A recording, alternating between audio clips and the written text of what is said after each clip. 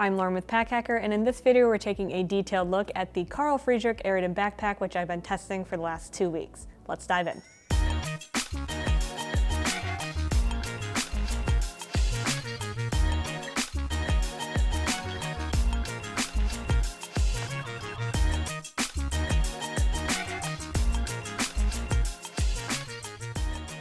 Like a lot of Carl Friedrik's items, you are definitely getting a premium feel with a bag like this. So the material itself is made with a full grain bovine leather that's finished in like a grained texture.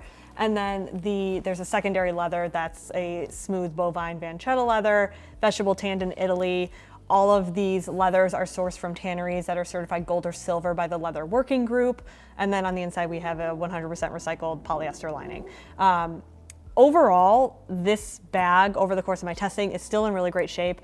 There's I'm trying to even find, honestly, any blemishes on this thing. There's really nothing. If I bring this up really close, there's kind of something a little bit maybe right here. And then on the corner, that's chipping off a little bit on that piping, the actual color itself. But overall, I think if you're looking for a leather that's gonna develop that really classic patina, I'm not sure if it has this grain texture, if it's gonna do the same thing. We'll definitely check in over the course of more testing to see if that develops more of a patina. But this is a quality leather. You're definitely paying for that quality leather. So in terms of features, I would say this bag doesn't really blow me away, but aesthetically, I think it does look very nice. We do have row zippers around the whole bag here, so those work perfectly fine. I had no issues zipping or unzipping the bag. And then we have brushed and polished hardware as well. So all of this kind of silvery looking accents and things like that. There is it almost looks like, it's a deboss, almost burned in or branded little Carl Friedrik on there. And then we've got a little tiny carry handle up here at the top, but otherwise there's nothing really going on this bag. There's a little loop here on either side to give you a little bit of leverage while you're zipping and unzipping it. But the main thing I noticed with this bag is that depending on how it's packed up, it can start to look a little floppy or lumpy. So as we go through the pockets, I'll kind of show you what I mean by that. But it does start to cave in. It's not overly structured, but it does feel very soft. It feels very well constructed. No issues with loose threading or anything around here. It does feel well made. To be quite honest, the shoulder straps didn't really blow me away. They're a little bit on the wide side, which for my smaller frame isn't quite as comfortable. I wouldn't say it was uncomfortable. It wasn't hitting my neck or hitting the edges of my shoulders or anything.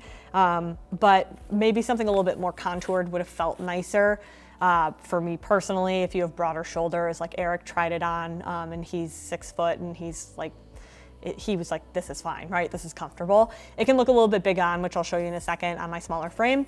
But mostly the thing that I didn't love about this was the mesh. So this mesh is on this back here, which adds a little bit of breathability. There is a luggage pass-through here if you wanted to put this on your luggage. Obviously it would look very nice on other Carl Friedrik luggage. They have a very professional look to them. That's not really a surprise. But this mesh on the back here is kind of scratchy. So it's not very soft. It's a little bit rougher. I would say it doesn't feel like it's matching the premium of the rest of the bag. So that kind of throws me off a little bit. But it also, when I'm wearing tank tops, it is itchy on my shoulders. So I would say if I was wearing a tank top, I wouldn't want to carry this bag around all day. I think that it would just not be as comfortable. But what's nice about this is we do have these kind of cotton material straps down here, some nice leather buckles, and then leather strap keepers as well. So kind of has that premium look as a baseline. I just wish the mesh was a little bit better. Here's the bag on my body. I'm 5'6". I have a 16.5 inch torso. I think what I mentioned with the strap's wideness, it just kind of comes down into my armpit a little bit here, which isn't super comfortable. And then the bag itself is a little on the longer side. It's not uncomfortable to wear. Even when I had this thing completely packed full of gear, it didn't feel like it was like digging into my lower back or anything. I didn't really find like, oh, I wish it came up higher or something like that. But I think in my opinion, it does look just a little bit big on my frame. I think this is maybe better suited for people with larger frames just because it looks a little bit more proportional in terms of like just being a backpack. But aesthetically, like when I turn around, I think objectively looks nice, especially if you like leather. These can be a little bit hard to adjust on the fly, these like shoulder straps here, but for the most part, like it's kind of like a set it and forget it thing. And like the little strap hangs down and dangles a little bit extra, but the leather strap keepers keep it from like falling too far forward.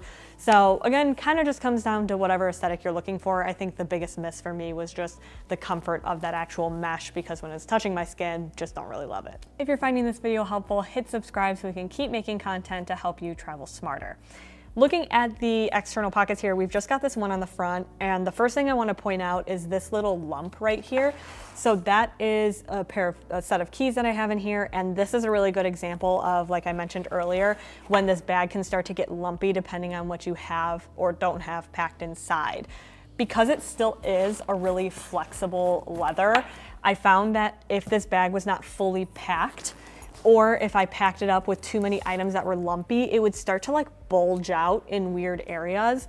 So I would say, like, if you are carrying the same amount of stuff every day, and you'll see what the inside looks like once I actually get into that main compartment. If you're carrying the same stuff every day, this might be perfectly fine for you, but if you like to overstuff your bag sometimes, you might start to impact the aesthetic there. With this front pocket, it has a decent amount of its own storage, which is really nice. Here is the keys, which that was what was digging into the front. And then I also have a hair clip down there for just emergency use for myself. And then we have two pockets. I have one with my phone in it, and then the other one holds my wallet. That was a really nice, easy spot to slip my wallet. It fits like a good traditional bifold, and there's like a little bit of extra space in there, obviously because I put my phone in there too. And then the other side here I have two different types of chapstick in there at the moment. And then I also have my headphones. So with this front compartment, I thought that it like had the right amount of storage for me. I didn't really feel like I needed anything more than that. Maybe a zippered pocket on the front would have been nice, or a key leash or something, but I really do think that these two pockets were more than enough. They have a little bit of structure to them. They pull forward a little bit, so it's easy to drop stuff in there. Like, they're not overly difficult to get in and out of. My whole hand can fit in there if I need to grab something down at the bottom. So I do like the way that this front pocket looks, and you can see it does have its own, individual capacity right here. It's just when I would start putting in things that are like weird clips or a set of keys that has a lot of stuff going on there that it started to bulge out a little bit, and that's when it just aesthetically made an impact. On the other hand, we have the main compartment. So this opens up very casually. You can see that I have my hoodie here right now because I like to very quickly be able to access that, but it does start to like block the rest of everything going on in here, so you have to be a little strategic about how you pack. And then also it makes that noise, which I think would just break in over time. We have a pocket here, which I used for like feminine products or really anything I wanted to keep safe and separate. You can put a passport in here. I put cash in here because I was doing some thrift shopping and didn't have room in my wallet for that. So I just put it in there in case I needed it. And then the rest of this pocket, we've got a rear pocket that fits up to a 16-inch device. I have a 13-inch MacBook Pro in here that easily goes in and out. And then I don't believe this has a false bottom either. Actually, let me double check that. Yeah, it does not have a false bottom. So if you set your laptop or you set this bag down on the ground, you can hear whatever's down here like actually thump and hit the floor. So I would advise either, you can see there's a decent amount of space left in this. You could 100% fit your own personal like protective case around a device in here and like still have some room to spare. So that's no problem. Actually, I do think the biggest beef that I had with the inside compartment is how wide those pockets were. So you can see when I open this up, this looks kind of like floppy. And I'll take out this water bottle. It's a 30-ounce water bottle and a tech pouch. When I take this out, you can see how wide this pocket on the front is. So I never find myself, when I have like two giant slip pockets like this, I'll use one for my laptop, and I have a Kindle, but I don't have like a tablet or anything. And so these pockets aren't super relevant to me, but it was so wide out every single time I opened up this bag that like I would, you know, open up the backpack and just sort of start to dump stuff in there. And half the time, like my stuff would catch in here, which I mean, if you want that organization, that's great. But because it really didn't do anything for me, like a pocket of this size, unless it's holding a device, really isn't gonna give me any storage that I couldn't just get from the main area or from a tech pouch or something of that type. Like if I'm going to look for minimal organization or to add in organization, I'll just do it via pouches instead of something like this. So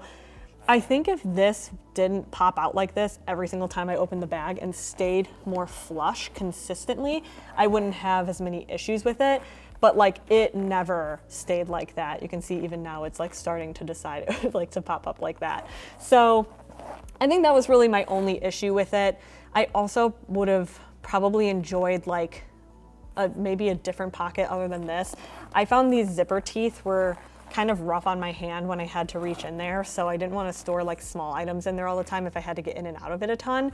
So I think like that's maybe something also to keep in mind. But like in terms of organization, you're getting kind of the bare minimum here. I think if you're getting this bag, you want it for the aesthetic of the bag. I think that there are other leather bags out there that have like slightly different organization that might be better suited for you, but they don't quite have this look to it. So if you want the aesthetic, you want it for you're traveling for business, or you just like to have more of a leather look, this is gonna be a really good option for that. You just have to be a little bit careful about how you put your gear in here because it can start to look lumpy. So it's not like a perfect solution, I would say.